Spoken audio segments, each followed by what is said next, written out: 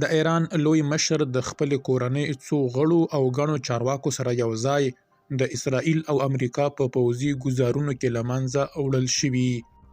بشپړ جزئیات په ویډیو کې تر پایه وګورئ. پتمنو لیدونکو ستړي مه شئ. د منځني ختیځ له وروستیو تحولاتو وروسته لومړني راپورونه خپاره شول چې ګواکې د ایران د مذهبي مشر آیت الله علي خامنه‌ای استوګنځی ویجاړ شوی او یو شمېر لوړپوړي چارواکي له صحنې لرې شوي دي. دغه څرګندونې په لومړي سر کې د اسرائیل لومړي وزیر وکړې او وی ویل داسې نښې شته چې ښایي د ایران د مشرتابه په کچه جدي بدلون راغلی وي. ورپسې د ایران انټرنیشنل له لوري داسې معلومات خپاره شول چې یادونه یې کوله د ایران مذهبي مشر له وروستیو هوایي عملیاتو وروسته ژوندی نه دی پاتې. په ورته وخت کې د اسرائیل 12 چینل هم راپور ورکړ چې په لومړنیو پوځي عملیاتو کې شاوخوا 10 لوړپوړي ایراني مشران او قومندانان په نښه شوي دي.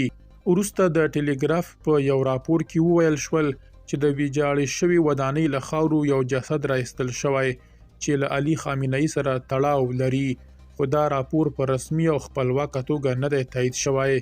د امریکا ولسمشر ډونالډ ټرمپ له NBC نیوز سره په خبرو کې وویل داسې ښکاري چې خپاره شوي معلومات تر ډیره سم دي او ګڼ پریکړه کوونکي له صحنې وتلي دي.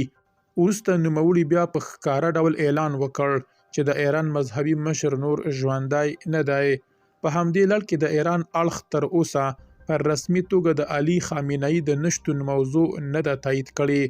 تهران مخکې ویلي وو چې نوموړی ژوندی دی او ملت ته به وینا وکړي، خو ټاکل شوې وینا څو ځله وځنډېده او تر اوسه نه ده ترسره شوې.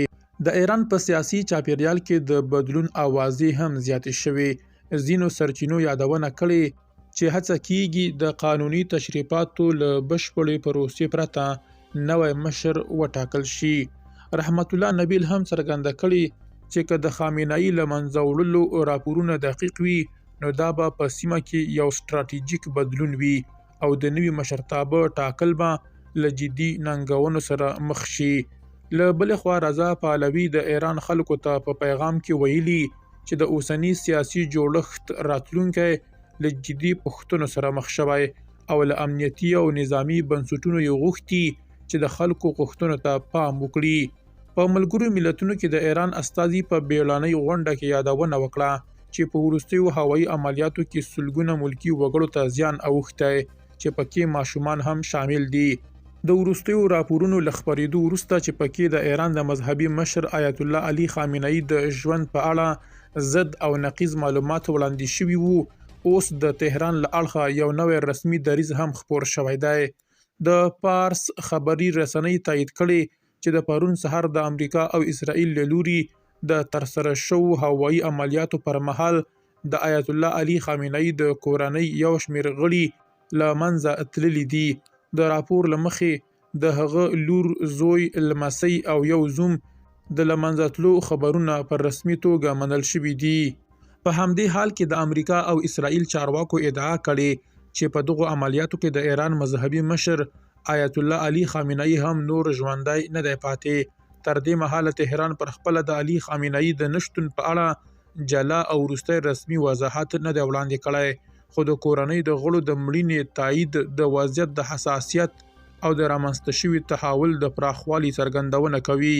په دې توګه د څو ساعتونو په واټن خپاره شوي راپورونه اوس د کورنۍ د غړو د مړینې له رسمي تایید سره نوي پړاو ته داخل شوي، خو د مشرتابه د برخلیک په اړه لا هم وروستی او بشپړ رسمي دریځ ته انتظار کیږي.